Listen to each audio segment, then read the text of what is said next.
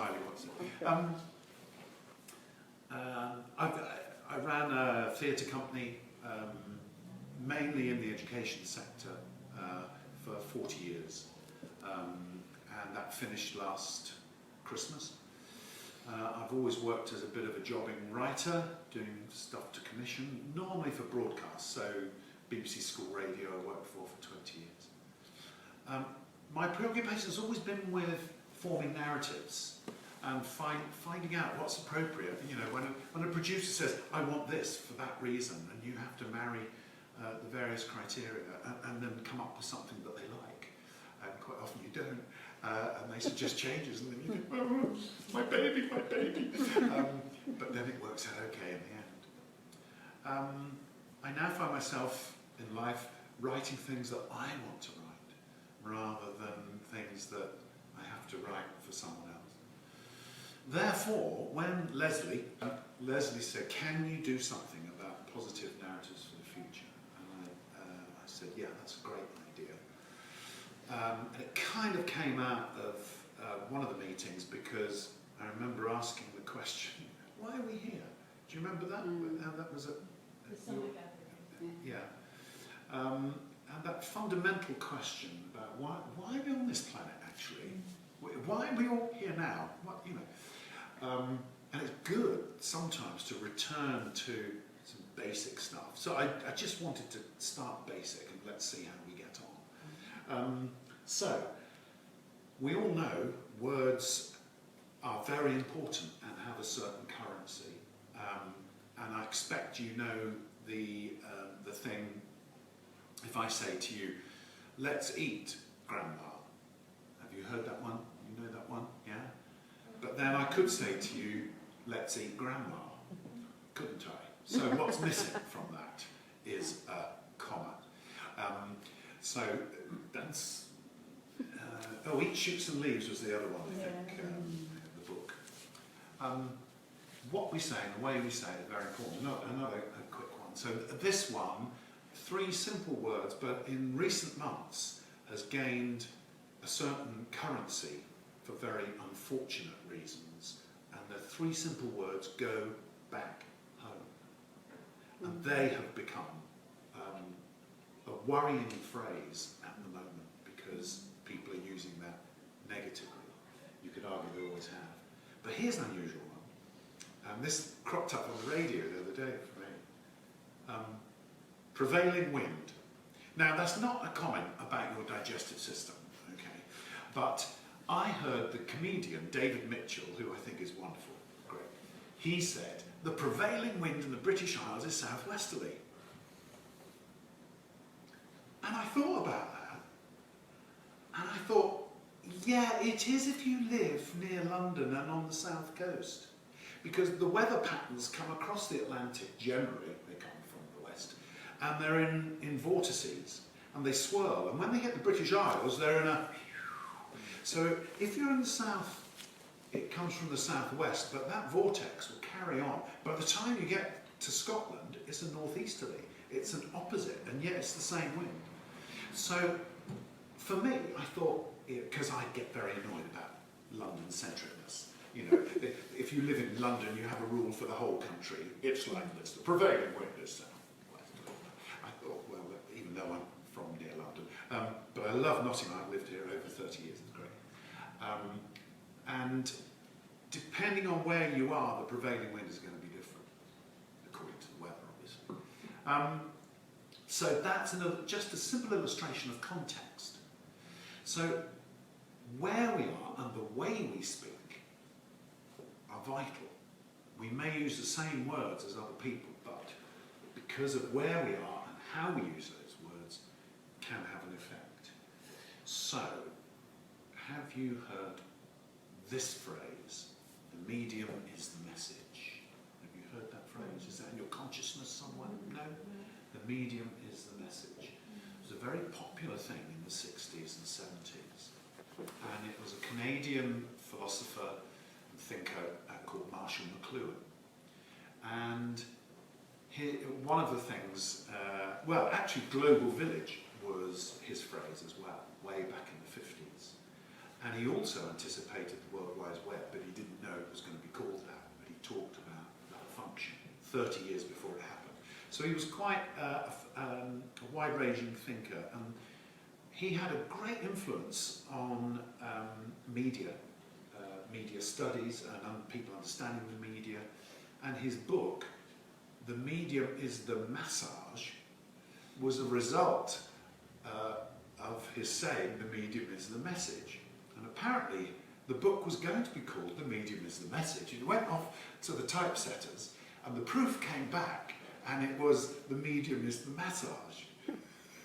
And he and his editor looked at it, and the editor was saying, "Oh, idiot, made a mistake." He said, "No, leave it," because by now his phrase was very, very popular. Lots of people knew all over the world. They knew they were onto a bestseller, but he decided to leave it as massage because he said that's true of the media generally. And then, rather cleverly, he said both is true, both are true. Message means mess age, and massage means mass age. So he's playing around with the structure of the words, but he was so right. Sadly, he died prematurely, but I grew up in the 70s when I was doing drama at college with Marshall McLuhan, always. The medium is the message. The way in which you say something and where you are makes a big difference. So, where have you gone, Ben Okri? Little book. Ben Okri, Nigerian writer, and this little book called Birds of Heaven, and you can see I've had it years, it's all faded, and in this section of the book, this half, there are 100 aphorisms about storytelling, and they are wonderful, they're great. If you're like me, you'll like these. What's that aphorism? An aphorism is basically a short saying in one breath. You can call it different things, I suppose, but actually the first one's quite long. But yes, simple sayings, short. I mean, you can see these are all individual ones. They're very, very short. But he said this: "To poison a nation, poison its stories. A demoralised nation tells demoralised stories to itself. Beware of the storytellers who are not fully conscious of the importance of their gifts, and who are irresponsible in the application of their art. They could, unwittingly, help along the psychic destruction of their people." Interesting. I get carried away with Ben Okri. It's great. Anyway, here's another one. "Great eras are eras in which great stories are lived and told." There you go. Do that one in one breath. That's easy. Is that true? Is that true? It's an interesting one. "All the great religions, all the great prophets found it necessary to spread their message through stories, fables, parables. The Bible is one of the world's greatest fountains of fiction and dream." Not what you would normally expect to hear people say about the Bible. A friend of mine did a survey of the type of literature the Bible is made up of. And 80% of the Bible is story, narrative, and poems. Really interesting. Anyway, "Without fighting, stories have won over more people than all the great wars put together." I could go on, and that's it's out of print, sadly. Do you remember this phase for these tiny little paperbacks, 60p they were, it says on the back. But feel free to pick that up, have a look at it. I can't let you borrow it because it's so precious to me. I don't know. I can't find it on Amazon, I can't find it anywhere. I've had it years. So, right, I'm now going to tell you a story. Because that's my job, that's what I do, I tell stories. And I'm well aware we're hurtling towards 15 minutes. Well, it will be 15 minutes by the time I finish. I'm going to tell you what sounds like two stories, but it's one. Are you ready? I'll take my glasses off when I tell the story. And also, I'm going to revert to my home county. Before I lived near London, I was brought up in Norfolk. So the first part of this narrative takes place in Galston-on-Sea. I was only 7 and I was hiding behind the garden gate and I was waiting for the baker to come in his van. Ooh, I love bread. The smell of it. I knew that when he went across the road with his basket on his arm, I could nip into the back of the van and I could find something nice. So, I'm waiting and I'm waiting. I just forgot I didn't give the title correctly. This is Gorson-on-Sea, 1960. Okay, right. So the baker, he'd take his basket and he'd go and get the people across the room. I think now's my chance. I hop out, I run along, hop in the back of the van, and I'm spoiled for choice. There's breads and cakes everywhere. What am I going to do? I got to be quick. I don't want him to catch me. Oh, a nice bun. Oh, soon I'm a licking that off. That beautiful, beautiful. I said, that's it. I could hear him whistling. He's coming back. Quick, what do? Put it back. Run. I go. He's shouting. He's after me. I get inside. I bang on the door. My mum lets me in. I go up the stairs. I hide under the bed.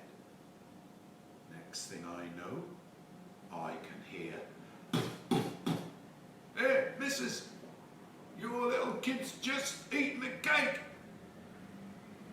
Then I see my mum's face looking under the bed at me. "You wait till your father gets home." Nevada desert, 1860. The young boy is on his belly in the Nevada dirt, in the red soil under the baking sun. He's watching, he's waiting, he's as still as a stone. He knows. The stiller he is, the better his chances. He'd seen the covered wagon coming. He knew it would be heading along this trail, and he was determined to climb in the back of that wagon as it passed and find something to run back with, to show everyone how brave he was, to show how grown up he could be. And so, like a lizard, he was still. Finally, the clattering wagon passed him, and miracle of miracles, it stopped. He wouldn't have to run after it. The man with the very, very pale looking skin got down and went to a cactus, and the man with the very light coloured skin went over to a big cactus and was relieving himself.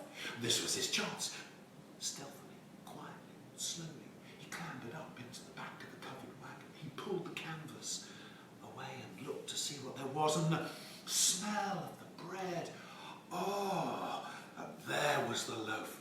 He lifted it and then climbed out of the wagon. Stealthily and slowly he started to make his way back, keeping low in the ground. But the man saw him and shouted, and the boy knew that there was a stick. Those men, they had sticks that exploded and can bring blood from your body and take your life away. And so his pace increased, and he ran and he ran and he ran and he ran, expecting to hear the stick bang any moment, but it never came. Just the man shouting. And eventually, breathless, with his heart beating like a drum, he showed everyone what a brave boy he'd been. And he was the hero as they all ate the succulent bread. Right, a narrative in 2 halves. So here's the thing. Why did I say it was the same story? The second was the imaginative reality of the boy Steve in 1960. My imagination took me on that journey in the Nevada desert. That's what I was pretending. That's what I thought I was doing. The reality is 1960, I get caught and I'm punished. Yeah? The narrative, with a few tweaks, basically is the same but with a different ending. So there's a world of difference in the way in which you conceive a narrative and the way in which you tell it. And it's understanding that every human being has an imagination that needs feeding and wants feeding, and will interpret a narrative that you give them in their own way according to context and so on and so on. It's all very fascinating stuff. And I would even argue that years later, because I've talked about this story for years, that experience has helped me be a storyteller.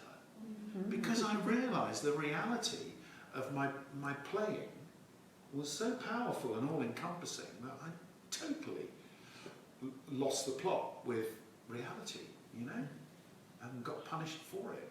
By the way, my dad hit my bare bottom with a wooden stick, just so you know.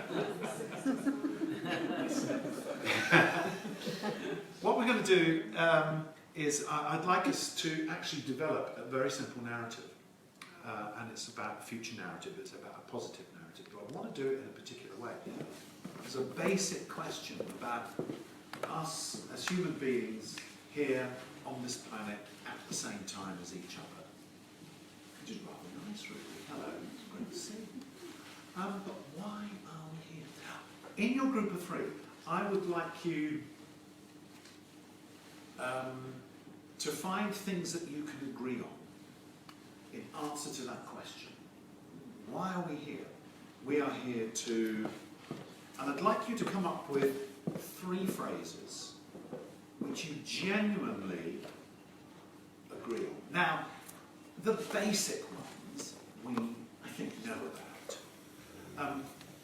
Try to just push it a bit further than basic. Why are we here? We are here to help each other. We are here to breathe. We are here to eat. We are here to breed. We are here to love. You could argue these are the basic ones, but can you push it a bit further? See what you can agree on in your 3. Don't write anything down yet. See how many you need to go through before you can truly agree. And the wording should be very short. We are here to da da da da da, or da da da, or da. Don't make it. We are here to da da da da da da da da da. That would be an essay. Okay. So we're looking for a bit like Ben Opry, with the exception of the first one I read. Short, pithy sayings. You can do in one breath, an aphorism.